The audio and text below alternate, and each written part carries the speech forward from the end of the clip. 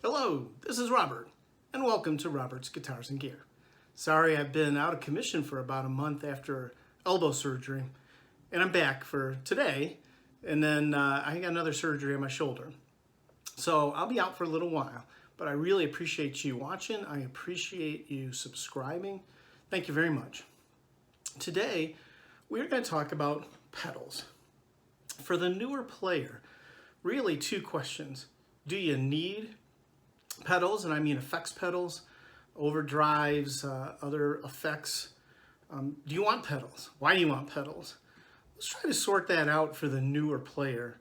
For those of you that have full pedal boards and use them all the time, love your comments. Appreciate it if you have insights to share for the newer player just getting started.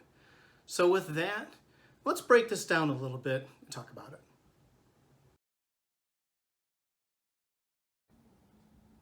So, the first question, do you need pedals?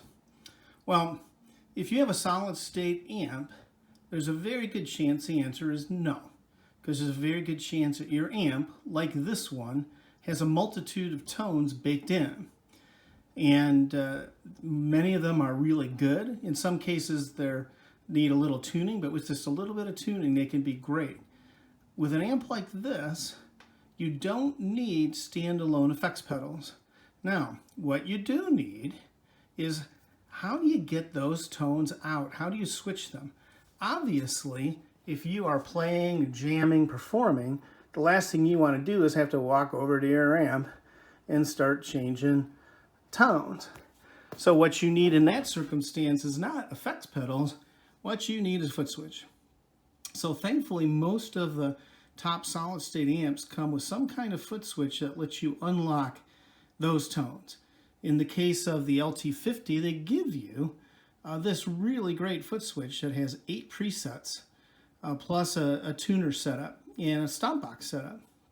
So you can fundamentally practice or perform with this and have a significant number of tones dialed in, stored up, ready to go at the push of a button.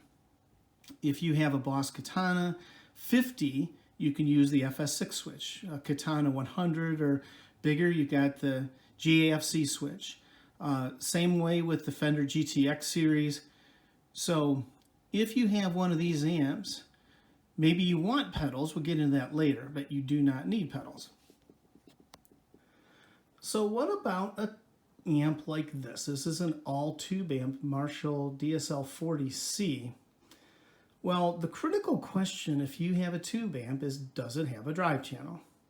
If it has a drive channel, then it's really a personal decision about whether you want pedals. It's really a question of how much do you like the overdrive that's provided.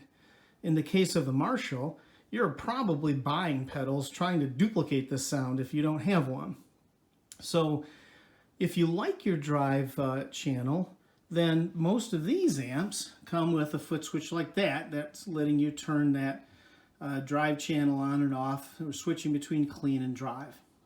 Now, what this does not do in the foot switch is simulating or digital rendering of time-based effects. So if you want your delay or your phaser, flanger, then you probably want pedals. And in the case of an amp like this, usually they have an effects loop, a send and return, and you can run those time-based effects through the send and return. Now, if you have an all-tube amp that does not have a drive channel, like the classic Fender tube amps, then you probably are going to want pedals, because to get the natural distortion or breakup, you got to play that thing pretty loud. So in the case of your classic Fender amps, you probably want pedals.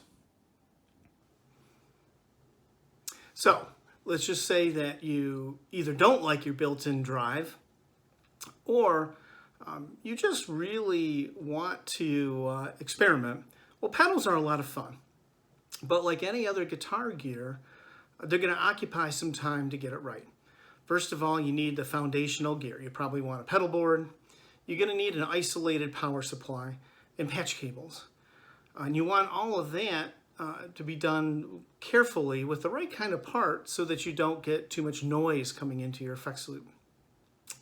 If you're willing to invest some time and some energy, then pedals are a lot of fun. You can read up, see what your favorite artists play. You can buy them, experiment with them. Literally endless experimentation. And again, that can be really, really fun, but like a lot of guitar gear, if you're a newer player, some of that time and investment perhaps is coming at the expense of actually practice time and getting better at guitar. So you have to ask yourself, is that worth it to me? Is that the best use of my time as a guitar player? Will I get out of that, what I would get from just, let's say, practicing more? Now, finally, there's one more option that I'll show you next, which is actually the path that I went down, and it's one I strongly recommend. So hang on and I'll show you. So, as I mentioned, there's another option that in my mind for a newer player is a great option, and that is the MultiEffects pedal. What you get with the MultiEffects pedal is, number one, the convenience of having effects pedals, which is being able to use your foot and switch on and off effects, but also the benefit of what you get in a solid state amp, where you have all of these tones in your amp that you can usually get onto the computer or your phone and tune and adjust and experiment with. Here you get it in a foot switch. So what's great about this one, now this one happens to be one that's actually off the market, Digitech RP360, but you can see great options with the Boss family like GT1 or GT1000. There's a brand called Zoom, Helix, and these cover a huge price range from $100 or less for a basic one that appear to work pretty well, to very, very expensive professional kind of devices. But what's great is these come, just like solid state amps, these come with a multitude of preset tones. You get in through the computer and you experiment with them, turn them on, turn them off, set the ones you like. This particular model had an extra switch so that you could go up or down between presets here, also control the looper, and here actually switch on reverb, delay, etc. So I would recommend for a newer player, either use the presets in your amp if you have a solid state amp, get onto the computer on your phone and experiment with the effects the way you would with a pedal.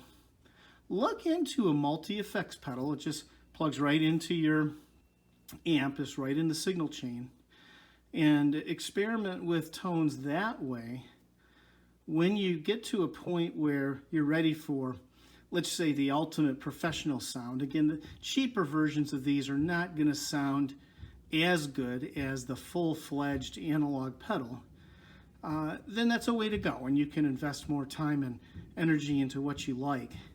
But as a learner, as a newer player, I really recommend the virtual route, and I really recommend you look hard at either your solid state amp with those presets or a multi-effects pedal like this. So, folks, I hope this is helpful. Again, I'm thankful for you. Thanks for taking the time to watch. Take care.